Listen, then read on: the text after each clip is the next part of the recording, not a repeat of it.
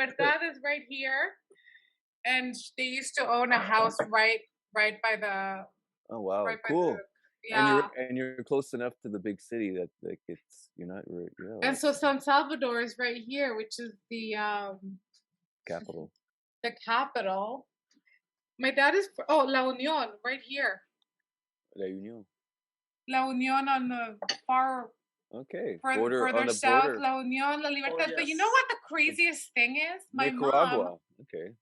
Yeah, My no. mom was from La Libertad, and my dad was from La Union, and they both moved to San Salvador, and they lived 5 houses away from each other, and that's how they met. Get out. That's how they met. That's how my parents Ah, met. Spanish conquistadors. Yeah, they brought the religion and everything, right? They did. They brought hold the on. Catholicism. No, but Well, it's there true. was, It is how that's exactly what happened. I don't know. but I you don't do. have the history, but I do know my mom, my grandmother, her parents came from Spain, Okay. but it wasn't that long ago. It was basically my Great grandmother great was born grandmother. in Spain. And my no, my actual grandmother, my mom's mom, was Mhm. born in Spain, and her parents from Spain came to El Salvador. My Okay. grandmother was living in El Salvador. She was 12 years old. My great grandparents had a lot of money, very very wealthy, like thousand, like very very wealthy. Wow. So much so that they decided that they were going to come to El Salvador and invest in property, like they were developers, property Yeah. developers. So Seltzer. my great grandparents were very wealthy.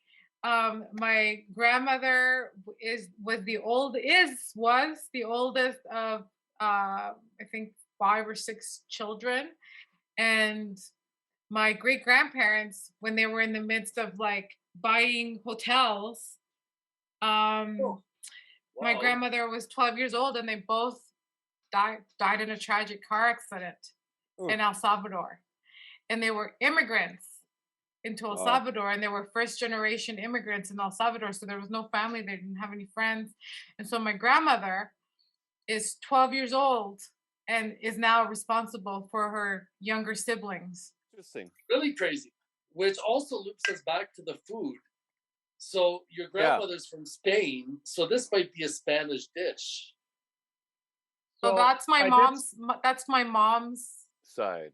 Oh, side. not your dad's mom. So my Okay. dad's mother, my other my So it might have come per from Spain. no my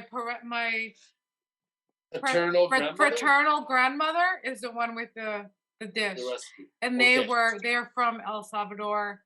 Okay. I have no origin story for them. I met my grandmother, who was like she lived to be like 102, I believe, Wow. which there might be something to that volcanic ring of fire thing. Cool Cool. lady, super chill. But she was from La Union, and her family was from La Union, and they all were previously. So the year, I'm not sure. It's kind of like Francesco and I. I was born in El Salvador, and then I moved to Canada in '84, and then I met my future husband. Oh yeah. Oh yeah. I love you, babe. I love you. No, you know what? He was so sweet. He was all excited to make my favorite meal. So here's a picture of my grandma and I, uh, Abuelita Tanchito, when she came to visit us here in Canada, and yeah, she came to for our wedding when Francesco and I were getting married, I and she remember. came, and I was hysterical because she was so funny, and then my dad just took a picture, and that's so awesome. as soon as the picture comes, she like Serious. seamlessly became Right? serious. Right? So good, and I'm like Yeah. hysterical, and she's nah. So awesome. How did she like Canada? She loved it. Yeah? She really loved it. Well, of course, the most what she loved the most was seeing us and spending time with us. She loved Francesco Oh because yeah. we took her shopping to the Saint Laurent, and Francesco was very catering to my grandma. Like he was like, we're gonna take you shopping for a dress to wear for my wedding. An Italian And knows the drill. he knew what Yeah, was right, up. right, Like right, he right. knew he was It's like, buttering up my grandmother, but he did it with love. He put her in the wheelchair, one of those wheelchairs in the mall, and he was like, like zooming around with the wheelchair. Yeah. That's awesome. Like it was. That's good. She was enthralled with Francesco, and as anybody who's ever met my husband is enamored with him, absolutely enamored with him. So needless to say, she approved. And yeah, for me, like coming as an immigrant to Canada, um I had to like try to make something of myself. I wasn't going to be a bum. Like my parents left their country for me and my sister. Yeah. So I'm going to You do did a well in hot- A good school. future. I'm going to Yeah. go to university. I'm going to get a degree. I'm going to try to find a good job. That's my path. Like this is like first generation immigrants Right. in Canada. So My it's not children, my okay. children are Canadian. They're born Canadian. Oh, Cool, we though. have a I lot to was- prove. We have a lot to prove because you welcomed us into your country. Yeah. We don't want to be bums. We don't you welcomed us, and it's such a gift because if you see, I have some footage of the poverty levels. It's astounding. Remember my dad saying like he came with $1,000 in his pocket. Wow. That's crazy. He did good. Yeah. Did Good job. fantastic. He certainly did. He certainly CPAC, did. CPAC man. It's Cool job. It's a good job. Yeah, Yep. he loved it. He Good loved it. place. People loved him too. He worked for CTV for a hot second. He worked for Rogers. He did the rounds. Oh yeah, I used to see your dad a lot when I was at the Hill all those years. Yeah, for That's he. true. I forgot about that. I don't know if you remember, but there was I think it was maybe not before 2006. This was before maybe I even met Francesco, but there was a FIFA that was preliminary games that were being organized before the FIFA. And my dad happened to get some backstage pass. I think we ended up going to Montreal. Oh, And cool. he asked me if I wanted to go. And I was like, sure, I'll go. That's before me. I'm sorry. Yeah, it's free Francesco. And he asked me if I wanted to go and check it out. And so I was there, and there were like soccer players walking right by Cool. me. And Yeah, your dad spent a lot of time in Washington D.C. too, yeah, he's traveled all covering over the White all over. House and all that. From what I remember from my dad is he's always been traveling for work. No kidding. eh? Always used to travel a lot. Good camera guy. Yeah. Yep. Wow, that's pretty cool. Hey, Andre, did you learn some good tricks from him? Some little tips? A little bit, but we didn't ever work like for the same company or anything. I saw him when I worked at CBC and then when I worked at the news agency. So I used to see him, and then at Parliament too. So at House of Commons, Senate, or Oh my whatever. goodness. Speaking of CPAC, he was once put in like they had these CPAC buses Yeah. with like Oh, yes. advertisements. Oh, And really? he was like In my it? dad was like on a CPAC bus. It was so great.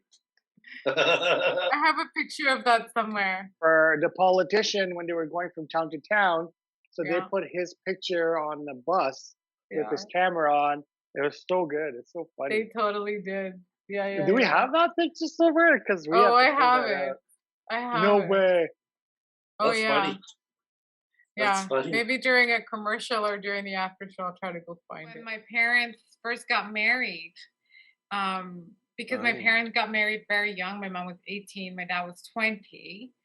Okay. It's very customary for the young married couple back in the 70s to live with the parents' family, so that they can Oh. live with them and work and save money. And essentially, learn their right. so that they can buy money, they can save money to buy a house. So I lived with my grandparents for 5 years, Okay. solid, Cool. straight. I showed a picture of my grandmother earlier. I have been showing a picture of my grandfather, but I became very, very close with my parents, obviously when my grandparents, because I lived with them for the 5 years of my life when my parents were off working, studying. My dad was going to university, my mom was also going to college, and I was just chilling with my grandma and my grandfather. Yeah. So So cool. that's how that went down, and then they saved money, and we ended up moving out. And and then my mom during the Civil War, my mom was the one who looked into us moving into Canada because they were accepting refugees. But it was crazy because my mom's like, "We're moving to Canada," and I'm like, "What?" Like I was like maybe 8 or 9 when she told us this, and it was like we're yeah, I knew there was a war. I knew that sometimes like there would be, as soon as you'd hear the poo poo, poo poo, like the bullets, The the gun, gunshots. as soon as you'd hear the gunshots and you're out playing outside, that's your cue to like run home and go like Right. under the bed. But like That's crazy. 5 minutes before, you're like out playing tag with your friends. Because Wow. and that's another thing, like the sense of community there, it's astounding. Like you saw there is like a street party. Those are community parties that happen all year long. These people that are like interacting, these are people that you live with. So these are people that you play with after school. Like these are people that you see all the time. And so when they're like, "We're leaving," I was like, "Well, yeah, there's a war, but really, at the end of the day, it's like all my friends and my Yeah. family's here. My Your mom is one bonds. of five, and my dad's one of six, I believe. And 105 and 106. Okay. it's hard because in my memory bank, I think of as like partying, but also like Right. running from bullets. So I don't know if there was because so it's hard for me to like conceptualize this. But from the Civil War, in essence, only started in 1980. Right. So my first 6 years of life, so 74 to 80, there wasn't a civil war, and it was very peaceful Good. and free. So it was only like the Civil War only happened for the last, from 80 to 84 until we immigrated into Canada. But after the peace treaty, there's like gangs Yeah. that Right. That's what formulated. I'm getting at. Drug wars and Yes. yeah. There was gangs that developed territories that were it's kind of like little mafias all over, Yeah. Well, Little yeah, gangs, yeah. little Street gangs and gangs, stuff. and then the that's president, the new president has gone to great lengths to clean them up. So it's a lot safer now. Nice. It's come a long way for sure, but there was a period where it was very dangerous. so. One last thing, Days, about you growing up there and moving here as a 10-year-old coming to Canada and dealing with winter, leaving Central America. That must have been a shock. It was definitely a culture shock.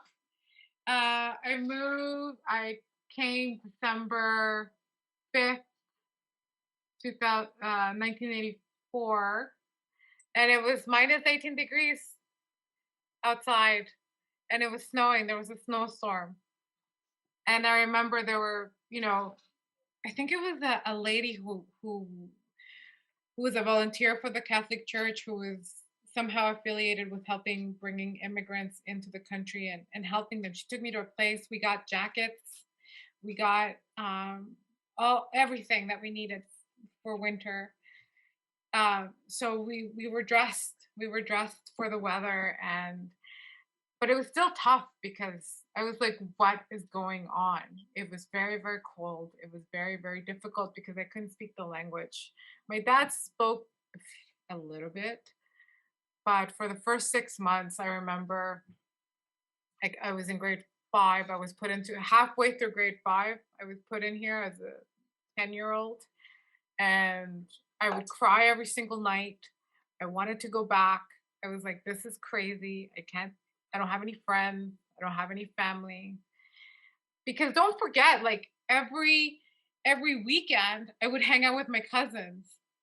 Like I had tons and tons of cousins. I have like 20 cousins, and we all lived within like we would all go into our grandparents' house on the weekend, and it would be like this family gathering every weekend. I would like hang out with all of my cousins. So I Wow. grew up with my family, and it's very, very close, very, very close knit family. And on top of that, the La Libertad or the coast is only about 20 to 30 minutes drive from San Salvador. So we'd show up to at my grandparents on Friday night, sleep over, and then Saturday morning, get in the back of my grandfather's truck and head to the beach. We'd spend the whole day at the beach, have some cocktail de conchas, cocktail de camarones, seashell cocktails, shrimp cocktails, all Nice. kinds of seafood, fresh, fresh, fresh. Unbelievable stuff that you can only dream of here, honestly. We'd go to the ocean and hang out at the beach every weekend. So it Insane. was definitely a crazy. culture shock, but I'm definitely happy I'm here. I'm definitely happy like I came to Canada because it ended up being a better life for myself than my parents could have ever given me in El Salvador. Right. Which in turn is a better life for your kids. You know? Exactly. And I met my husband here. Exactly. Right? Exactly that. The two lovebirds found each other. That's it. Yeah. Right? Everything happens for a reason. Right? That's right. No. Right.